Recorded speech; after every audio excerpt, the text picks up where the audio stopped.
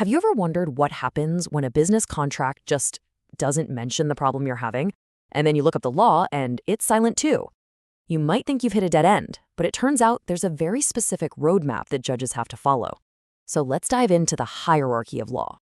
Okay, let's get right into it with this exact scenario. You've got a car dealer and a buyer who are arguing about something, maybe a return policy. They pull out the contract, nothing. They check the big official commercial law, still nothing. So, as the judge, where do you even start to find an answer? This isn't some weird one in a million problem. It's called a silent contract dispute, and it happens all the time in the business world. But the great thing is, the legal system has a super clear step-by-step solution, and we're going to walk through it right now.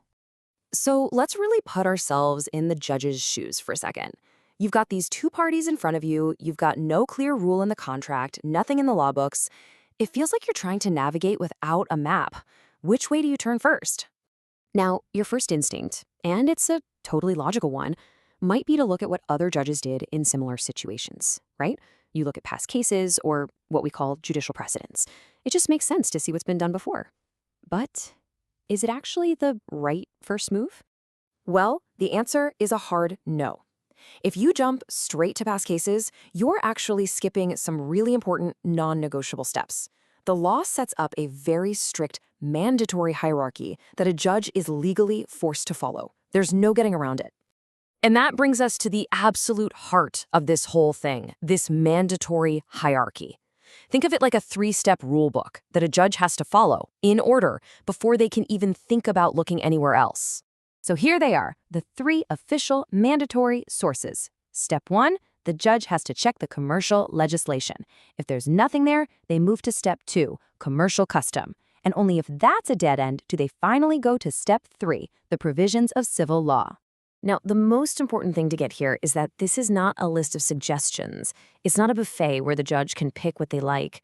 It is a legal requirement. They have to go from 1 to 2 to 3. This whole system is designed to make sure laws passed by the government are the first priority, ensuring fairness and consistency. Okay, so we've got our 3 steps. Now let's really dig in and take a closer look at what each of these official sources actually is. Step 1 is the one we all think of first, commercial legislation. This is simply the written down laws that deal with business, things like company law or trademark law. Now, in our car dealer case, we already established this source is silent, which is exactly why we have to move on.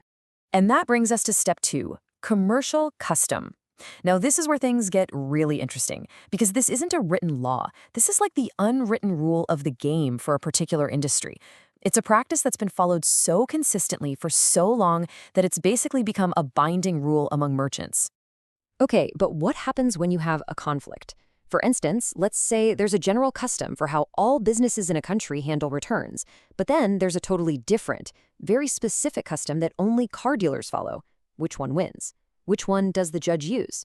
Well, the law is super clear on this. The more specific rule always wins. So, a special or local custom, which applies to a specific industry like our car dealers, will always prevail over a general custom that applies to everybody else.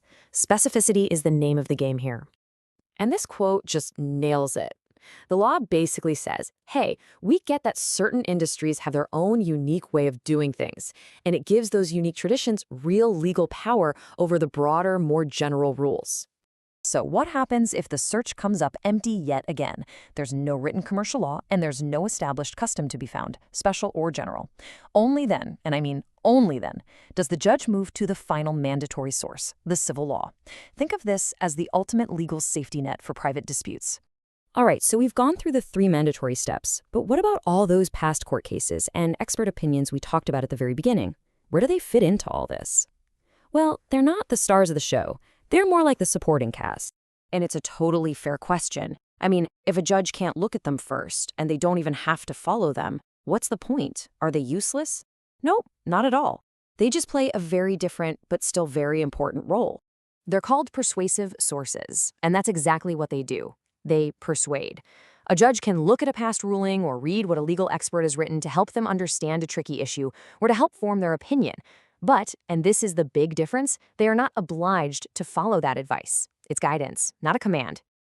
This table here makes the difference crystal clear. Up top, you've got your official sources. Are they binding? Yes, absolutely mandatory. Then on the bottom, you have the persuasive sources, like past cases and expert writings. Are they binding? No, they're discretionary. The judge can use them for help, but they don't have to. This is the fundamental split you have to understand. Okay, let's zoom back out and put all these pieces together. Let's look at the complete, full legal map for solving one of these silent contract disputes from beginning to end. And here it is, the whole shebang. The judge starts at step 1, commercial legislation. If it's silent, they go to step 2, commercial custom. Always remembering that special beats general. If there's no custom, they go to step 3, civil law. And only after they have gone through all 3 of those mandatory steps can they then look for guidance from persuasive sources like precedents and expert opinions. So, if you remember one thing from this whole explainer, let it be this. The order is everything. This hierarchy is incredibly rigid. A judge is not legally allowed to even consider those persuasive sources until they have completely exhausted the first 3 official mandatory ones. It's all about upholding a consistent rule of law for everyone. And that brings us to one last question for you to think about. Now that you know this hierarchy exists, now that you know unwritten customs can actually have the force of law, how might that change the way you would write a business contract, or even how you run your business every day? It really goes to show that sometimes what's not written down is just as powerful as what is.